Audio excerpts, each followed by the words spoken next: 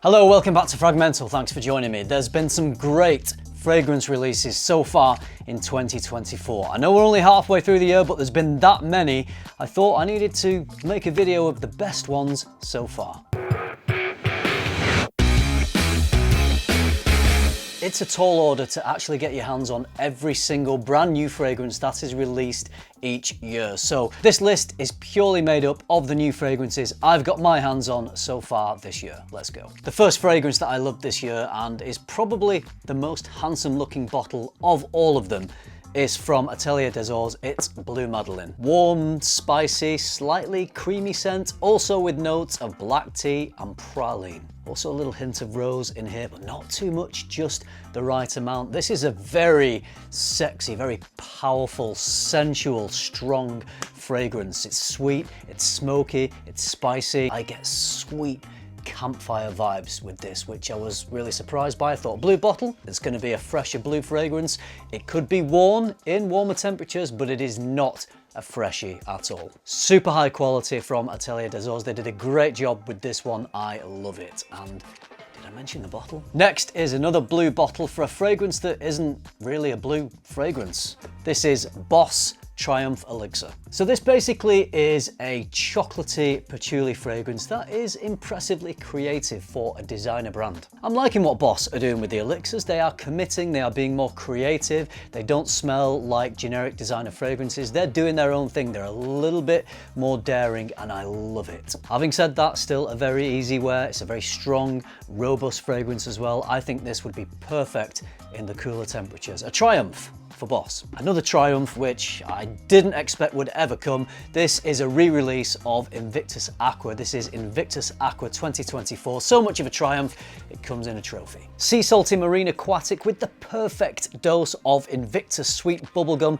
satisfyingly offset by a sour tart citrus. The original version of Invictus Aqua, I think, was a limited release, came out in 2016. People loved it, got a lot of praise. Then it went away and it was re-released as a slightly different fragrance in 2018, which was still nice, but I don't think had the kick. It didn't have the impact of this one. Amazingly, Paco Rabanne seems to have picked up on this love for the 2016 version and have given it back to us. I think maybe again for a limited time, but it is out there right now. If you've not got your hands on the 2016 version, I suggest that you try and smell this, see if you like it. If you like fresh fragrances with a little bit of playfulness and just the right amount of attitude, Invictus Aqua 2024 is definitely one to check out and one of the best releases of this year so far. One of the most highly anticipated fragrances for me this year was Spicebomb Dark Leather from Viktor & Rolf. A spicy, slightly leathery scent, good for cooler temperatures. Hot off the press, brand new release. I've only just uploaded the video where I'm talking about this and sharing my first impressions on it. I'm a little conflicted because this is a superb smell. It smells great, but I was let down by my own expectations of what I wanted personally from this scent. I was hoping for something a little darker and more leathery. I don't know why I was expecting that. Maybe it's in the name. I kind of wanted something a little more impactful, a little more robust, a bit more backbone to it, and I think that would have helped with performance, which isn't the best. Despite those things, it is still a really lovely smell. If you like Spicebomb Extreme with a little bit of background leather, then I think you'll probably like this. Not horrible performance, but just not as good as it could have been. Still, a great release for 2024. One of my favorite niche brands is Gallivant. Love what they do, and this year they have released Nida, and this has become one of my favorites. A really nicely done, spicy amber scent. Great spicy pop to this one, a lovely deep incense swimming around, and I get something a little boozy with this fragrance. There's no booze listed, but there's just something, I don't know what it is. There's like a spicy cola vibe. Maybe it's reminding me of Roger Parfum's Enigma a little bit in terms of that. Doesn't smell exactly like that scent at all, but there's elements of it that just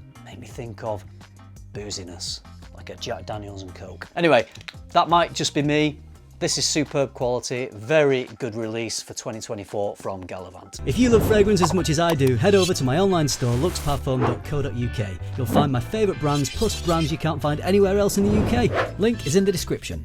Moving on, and Jean Paul Gaultier have released 2 new torso fragrances this year, but this is by far the best one of the 2. It's Le Beau Paradise Garden. Gorgeous summery scent with a nice kick from mint and ginger. There's also fig, sea salt and coconut, and I think this is the best version of Le Beau. I feel like the other 2 versions didn't quite have the identity nailed. I think they've got it with this. It's fresh, it's tropical, very good release. A phantasmic brand new release this year, which again surprised me a little bit, is from Mugler. This is A Men Fantasm. Definitely got a lot of that 1996 original A Men DNA kicking around in here, but rather than leaning into the coffee, it goes a little bit more in the direction of chocolate. Mugler have not really been banging out the A Men releases. The previous one to this was Ultimate, which was okay, it was decent, but I didn't get that excited by it. And then it stopped. It seemed like Mugler were just giving up on